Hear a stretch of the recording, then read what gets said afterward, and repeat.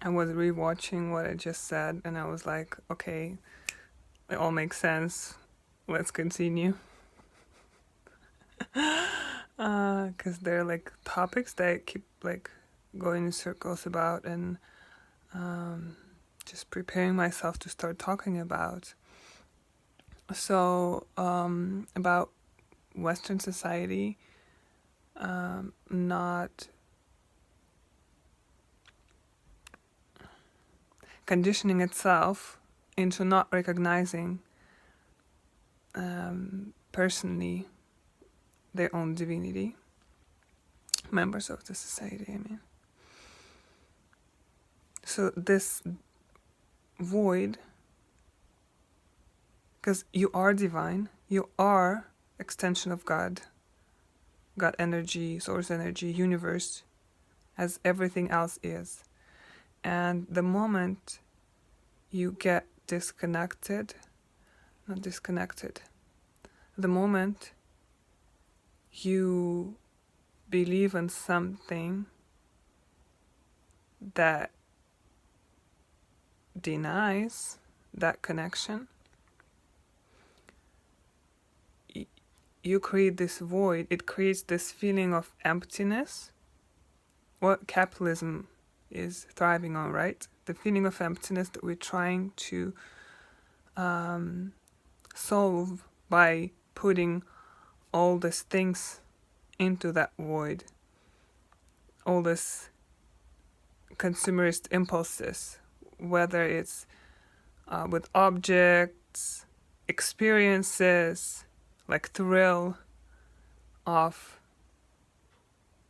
it's just like you're so desensitized to your divine and subtle and etheric nature that to even feel anything you have to always have like this rush, whether it's fear, which is all the media that we're witnessing, that it's just like it's trying to get a very strong reaction out of you because you do not really respond to subtle things anymore. You trained yourself out of perceiving the divinity, and that is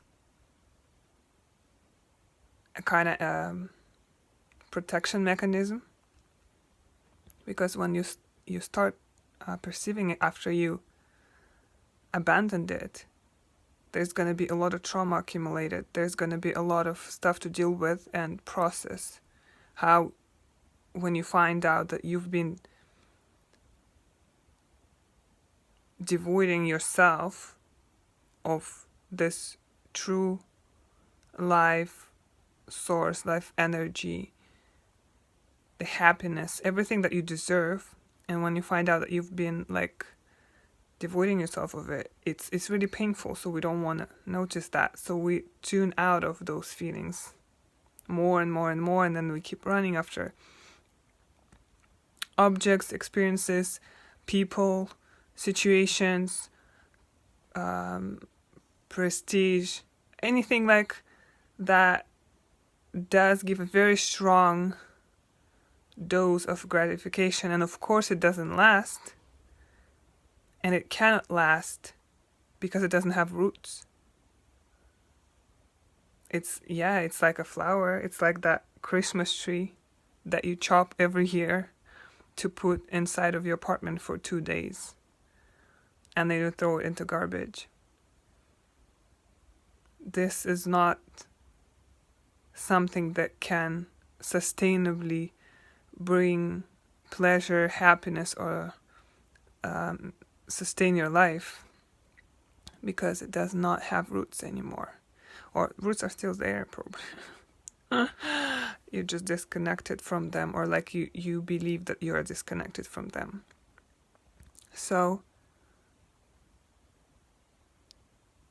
this void, it still exists. And speaking of white supremacy and just the state of the world, or Western world especially, that we're in, so when you believe in your divinity, it's not even believe, because that's there, it's truth, right? So when you know it, There's nothing to prove. There's nothing to feel. There's no void.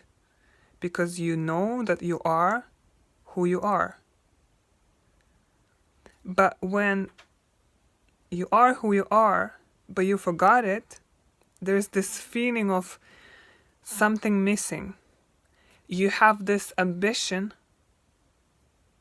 divine ambition. You have this sense of, I am God. But you are not giving yourself that knowing.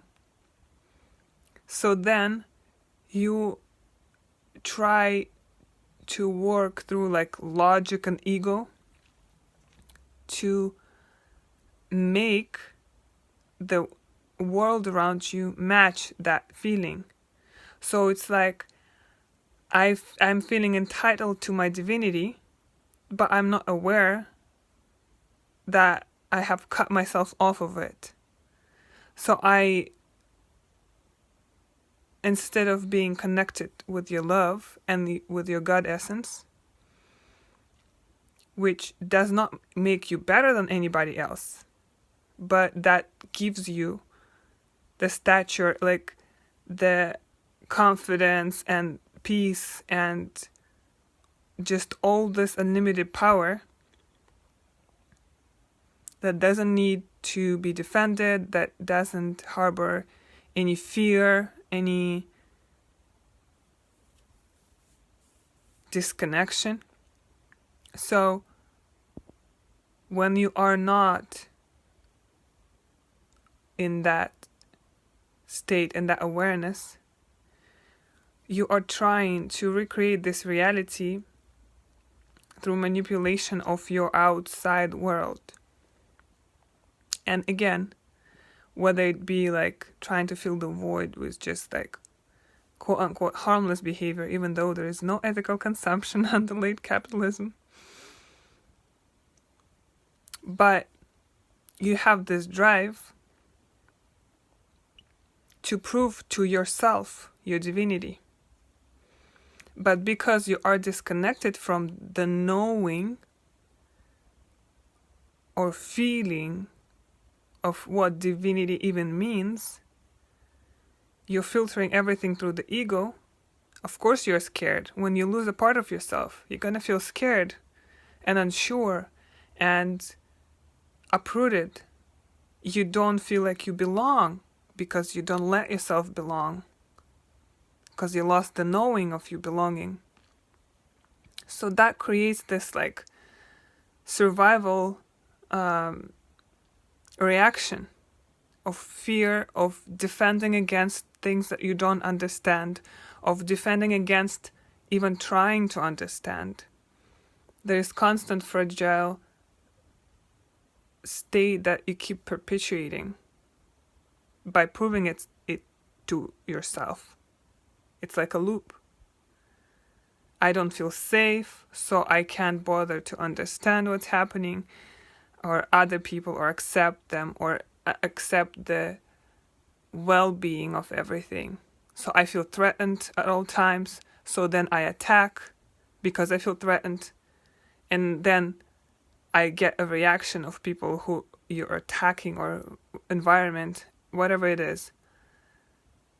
And then you, through your eyes of fear, that are unable to connect to love at this stage, because the inertia of the momentum is so strong, then you keep putting more force into suppressing those things that remind you of your disconnect.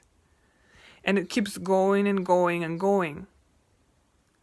That's why when people are protesting your oppression, whichever it is, on a systemic scale, on a personal scale, any situation, that's why you feel this like fire, and you're like you're feeling like it's anger, fear, rage, everything, because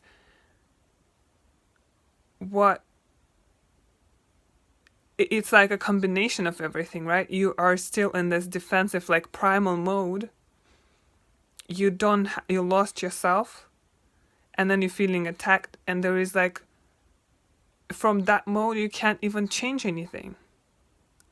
That's why step one for any change. Step one is stop, take a breath, and heal.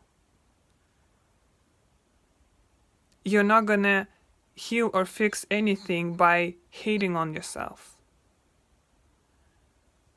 Yes, when you first find out that you're white, and that means that everything is easier for you, literally. The whole life is just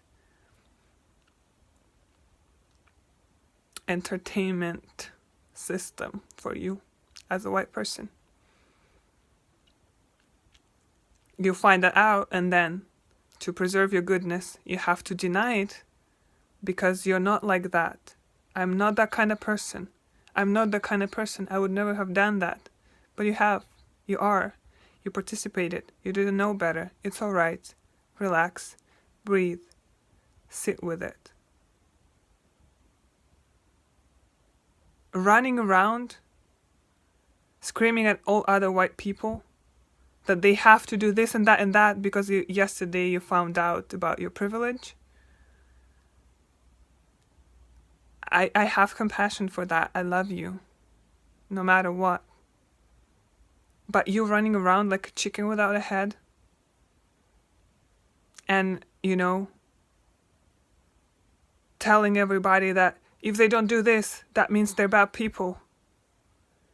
You are just diverting attention, your own attention, from how you feel about yourself onto other people. And until you stop doing that, healing is not going to happen. Because you're not looking within, you're looking outwards and projecting like wild,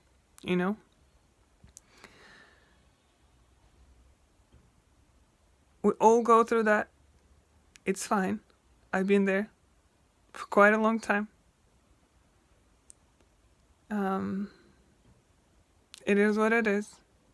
But if you happen to watch this, take it as a chance to, stay in that mode for a week instead of a year, or 4 years, or 10 years, or 30 years. I'm sure there are people who make a career out of that. Love yourself first. You cannot help anybody until you're hurting and running around, projecting your hurt onto everybody.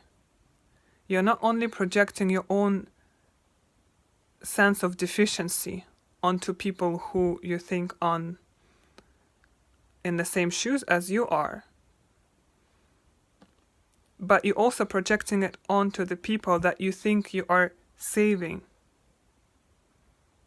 How can you save anybody without thinking that they are inferior, that they are incapable, that they are less than divine?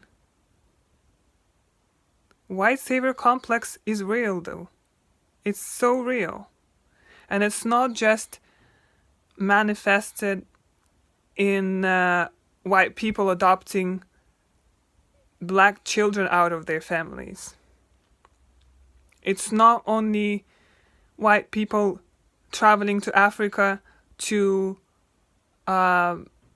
create a sustainable business because black people don't know how to do commerce, or it's everywhere. It cannot just be in two random places and nowhere else. It is showing itself through your whole life experience. But to see that, you have to stop running. Have to put your head back where it was. My little cute sweet chicken. I love chickens. Put your head back. Stand still. And examine every action you've done today. Every thought you thought today. And instead of blaming somebody else for that thought, my parents, my country, system, whatever. Say, I did that. I chose to do that. And then after that, instead of blaming yourself and being like, I'm a bag of crap, say, I didn't know better, but now I do. And now I commit to learning continuously and to doing my best at doing better. When you have a momentum of doing things a certain way forever and ever, of course it's going to take time for you to relearn. It's normal. Have compassion for yourself. If you take a few more weeks, months to learn to heal, world is not going to fall apart. I understand that it's shocking for you to find out what you've been doing, what you've been contributing to. But literally, you're running around like a wild animal that is caged and scared. It's not gonna solve any problems. It would be super awesome if it does not create any additional problems, including your mental health. Just take the next step. Don't aim for 20 steps ahead. You'll get there. You'll get there in time. It's gonna be alright. It is alright right now. It's already better by you knowing. Your awareness already shifted reality. Yesterday you didn't know, today you know. It's a radically different world right now, because now you know, finally. You broke through this wall of denying, through this wall of not even being able to perceive or notice what's happening, through your own self-preservation. But you still are running in the same way you've been running, just about a different topic. And what you continue doing is continuing to create the same kind of world that has been recreated over and over and over again by this kind of behavior. Acknowledge that now you're on the next step of awareness. Now you're in a different place in your being, in your life, in your path. And take time to learn to walk differently. You don't have to change your walk, per se. You are created perfect, but you gotta find the peace. And saying, I won't find the peace until so-and-so changes, traps you back into that cage. Today, that person, tomorrow is going to be another person, another company, another system. You're trapping yourself inside of this cage of unhappiness. And the conditions you're placing onto yourself, onto your happiness, onto your heart, are so that it's impossible for you to be closer or to you or to be you, because you are God, you are love. And every time you are not loving and not at peace, you're separate from self. Which is we're going to talk about another time. Gonna wrap it up for now.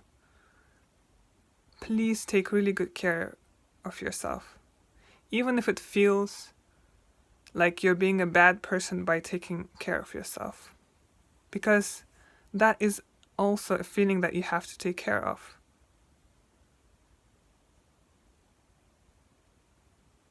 I'm a bad person unless I sacrifice. I'm a bad person if I am good to myself. It's basically you damned if you do, you damned if you don't. Stop cursing yourself. Let it go.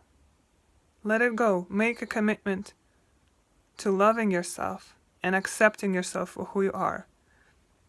Once you accept yourself, you won't be a part of this oppression. Because you cannot oppress anybody if you feel good about yourself. If you feel certain, if you feel grounded, if you feel full of who you are.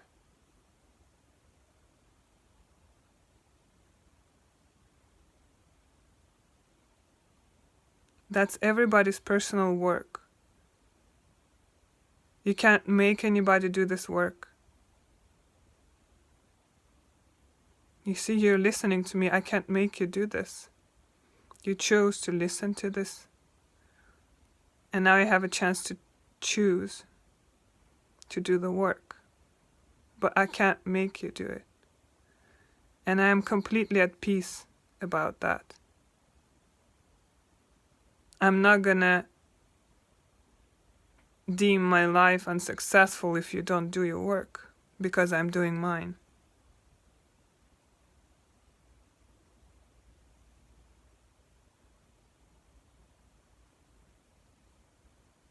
And people who truly need my help, or help is not even the right word in that sense, but people who truly need me in their lives and are ready to collaborate and co-create together, they are gonna find me, and they are finding me. Or I'm finding them, because I'm tuned to the guidance within me that's connected to the whole universe.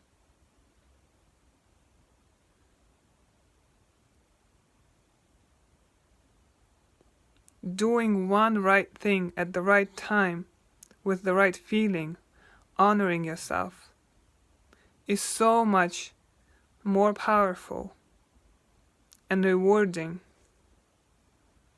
than doing 1,000 things out of fear of being not enough. Because at the end of the day, you're still afraid you're not enough. And the energy you're harboring is of fear, separation, and destruction.